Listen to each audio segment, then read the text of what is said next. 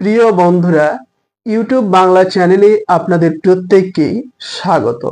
আজকের এই ভিডিওটি ডিএলএড পার্ট 1 এর শিক্ষার্থীদের জন্য।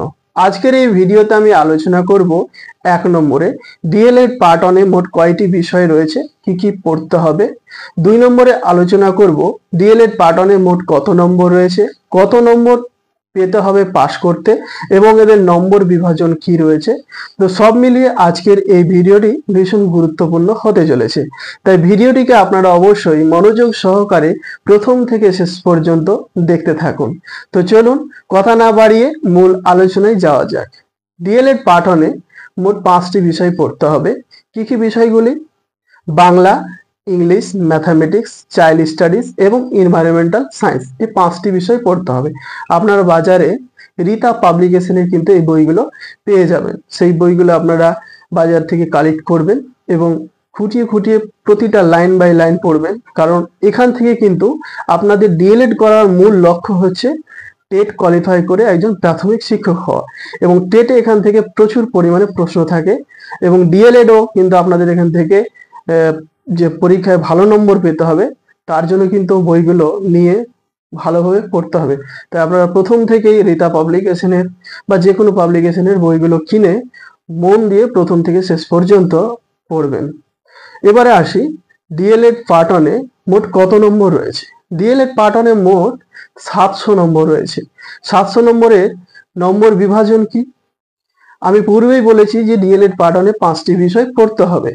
এই 5টি বিষয়ের জন্য রয়েছে 500 নম্বর, প্রতিটি বিষয় থেকে 100 নম্বর করে।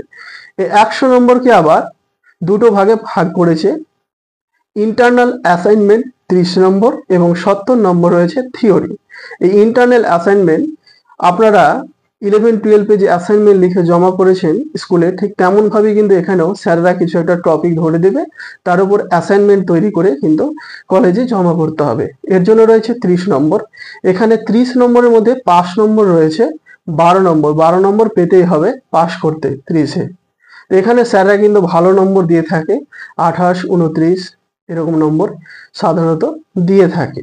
আর 70 নম্বরের আপনাদের দিতে হবে যে থিওরি পরীক্ষা, সেটা দিতে হয় কলেজের কাছাকাছি যে হাই স্কুলগুলো রয়েছে সেখানে গিয়ে কিন্তু আপনাদের এই থিওরি 70 নম্বরের পরীক্ষা দিতে হবে। এখানে পাস নম্বর রয়েছে আপনার 28। পাস করতে গেলে আপনাকে 28 পেতেই হবে 70 নম্বরের মধ্যে। তো থিওরিতে 12 এবং থিওরিতে 28 এবং অ্যাসাইনমেন্টে 12, মোট 40 নম্বর হচ্ছে 5 নম্বর। 5টি বিষয়ে আপনাকে থিওরি পরীক্ষা দিতে হবে 70 নম্বর করে। তো 5 7 35, 350 এবং 30 নম্বর করে যে অ্যাসাইনমেন্ট দিতে হবে 5টি, 3 5 15, 150। তো 350 আর 150 হলো 500 নম্বর। 700 নম্বরের মধ্যে আমরা 500 নম্বর কিন্তু পেয়ে গেলাম। আর বাকি থাকলো 200 নম্বর। 200 নম্বর কোথায় রয়েছে? 30 নম্বর রয়েছে ড্রয়িং, 30 নম্বর রয়েছে মিউজিক এবং 40 নম্বর রয়েছে হেলথ অ্যান্ড ফিজিক্যাল এডুকেশনের উপর। আপনাকে হেলথ অ্যান্ড ফিজিক্যাল এডুকেশনের উপর একটি প্রজেক্ট তৈরি করতে হবে, ড্রয়িং এর জন্য একটি খাতা তৈরি করতে হবে এবং মিউজিকের জন্য একটি খাতা তৈরি করতে হবে। এবং কলেজেরই স্যার একদিন যেদিন পরীক্ষা নেবে, মিউজিক পরীক্ষা যেদিন নেবে, স্যার কিন্তু একটা গান বলতে বলবে, আর খাতাটা এই গান বলা এবং খাতার মধ্যে মোট মিলিয়ে থাকবে 30 নম্বর। এখানে আপনাকে কিন্তু 15 নম্বর পেতে হবে পাস করতে। আর ড্রয়িং স্যারও ঠিক একইভাবে ড্রয়িং এর জন্য একটি খাতা তৈরি করতে হবে এবং স্যার ড্রয়িং ছবি আঁকতে বলবে, নিজস্ব নিজের মতো করে ছবি আঁকবে অথবা স্যার যেটা বলে দেবে সেটা আঁকবে। তো সেখানে রয়েছে 30 নম্বর। এখানেও কিন্তু আপনাকে 15 নম্বর পেতে হবে, তাহলে আপনি পাস করবেন। আর হেলথ অ্যান্ড ফিজিক্যাল এডুকেশনে রয়েছে 40 নম্বর। এর জন্য একটি খাতা তৈরি করবেন এবং স্যার যেদিন পরীক্ষা নেবে সেদিন সে ব্যায়াম, যোগা ব্যায়াম এসব করে আপনাকে দেখাতে হবে। তো সেখানে রয়েছে 40 নম্বর। এর জন্য আপনাকে 20 নম্বর পেতেই হবে পাস করতে। তো টোটাল কত? 40, 30, 30, টোটাল হলো 100 নম্বর। তো আমরা পূর্বে জানলাম 500 নম্বর আর এখানে 100, টোটাল 600 নম্বর হয়ে গেল। বাকি তাহলে 100 নম্বর। এই 100 নম্বরের জন্য দুটো পার্ট রয়েছে, 50-50 করে, এক্সটার্নাল 50 এবং ইন্টারনাল 50। প্রথমে বলি এক্সটার্নালের জন্য যে 50 রয়েছে, তার জন্য আপনাদের পার্ট 1 এ যে 5টি স্কিল রয়েছে, সে 5টি স্কিলের উপর 4টি বিষয় থেকে 5টি লেসন প্ল্যান এর খাতা তৈরি করতে হবে এবং নিয়ম রয়েছে দুটো, কিন্তু সাধারণত একটি পড়াতে বলে। তো দুটো মধ্যে একটি বা দুটো আপনারা ভালোভাবে প্রস্তুতি নিয়ে আসবেন, এবং এক্সটার্নাল বসে থাকবে পাশে। সামনে পার্ট অনের ক্ষেত্রে কিন্তু আপনাদের বন্ধুরা মানে সহপাঠীরা বসে থাকবে, তাদেরকে পড়াতে হবে। ধরতে হবে যে তারা বাচ্চা এবং আপনি শিক্ষক, এই হিসাবে কিন্তু ওদের সামনে পড়াতে হবে। এর ওপরে রয়েছে 50 নম্বর।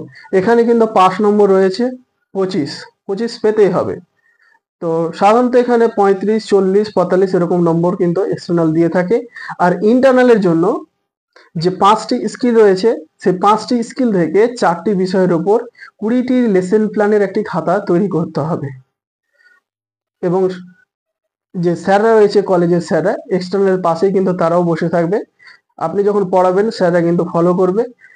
তার উপর ভিত্তি করে কিন্তু যে 50 রয়েছে সেখান থেকে নম্বর আপনাকে কলেজের স্যাররা দেবে। এখানেও কিন্তু 5 নম্বর রয়েছে, 25, 25 পেতেই হবে। তো আশা করি আজকের যে বিষয়টি ভালোভাবে আপনাদের বোঝাতে পেরেছি। আজকের এই বিষয়টির মধ্যে কোনো কিছু যদি আপনাদের বুঝতে অসুবিধা হয়, তাহলে আপনারা কমেন্ট বক্সে কমেন্ট করবেন, আমি সেটা আবারও বোঝাবার চেষ্টা করব। তো আজকের মতো ভিডিওটি এই পর্যন্তই। আজকের এই ভিডিওটি যদি আপনাদের ভালো লাগে, অবশ্যই ভিডিওটিতে একটি লাইক করবেন, আপনাদের মতামত কমেন্ট বক্সে জানাবেন। চ্যানেলটিকে সাবস্ক্রাইব করে না থাকলে অবশ্যই সাবস্ক্রাইব করে রাখুন, কারণ আমি এই চ্যানেলে D El Ed chart, model, external exam, internal exam, micro lesson plan, macro lesson plan, previous year question, suggestion, D El Ed সংক্রান্ত সমস্ত ভিডিও আপলোড করে থাকি। তো অবশ্যই চ্যানেলটিকে সাবস্ক্রাইব করবেন, আর ভিডিওগুলোকে আপনাদের বন্ধুদের মাঝে, আপনাদের কলেজের হোয়াটসঅ্যাপ গ্রুপে, ফেসবুক গ্রুপে বেশি বেশি করে শেয়ার করে দিয়ে বন্ধুদেরও দেখার সুযোগ করে দেবেন। তো আপনারা প্রত্যেকেই ভালো থাকুন, সুস্থ থাকুন। আবার দেখা হবে অন্য কোনো এক ভিডিওতে। ততক্ষণের মতো বাই।